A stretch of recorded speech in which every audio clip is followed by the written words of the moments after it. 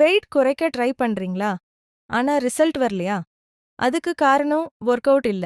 சரியான nutrition plan இல்லாதது தான். பாயிண்ட் 1. Personalised diet plan. ஒவ்வொருத்தருக்கும் பாடி டிஃபரெண்ட். அதனால சேம் டயட் எல்லாருக்கும் ஒர்க் ஆகாது. நியூட்ரிஷன் சென்டர் போனா உங்க பாடிக்கு சூட் ஆகிற டயட் பிளான் கிடைக்கும். Safe and effective weight loss ஆகும். பாயிண்ட் 2. Body analysis. நியூட்ரிஷன் சென்டர்ல பாடி செக் பண்ணுவாங்க.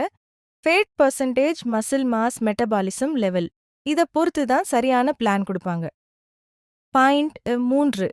Proper guidance. இன்டர்நெட்ல நிறைய தகவல்கள் இருக்கு. ஆனா எல்லாம் கரெக்ட் இல்ல. என்ன சாப்பிடணும், எவ்வளவு சாப்பிடணும், எப்ப சாப்பிடணும் இத கிளியரா சொல்லி கைடு பண்ணுவாங்க. பாயிண்ட் 4.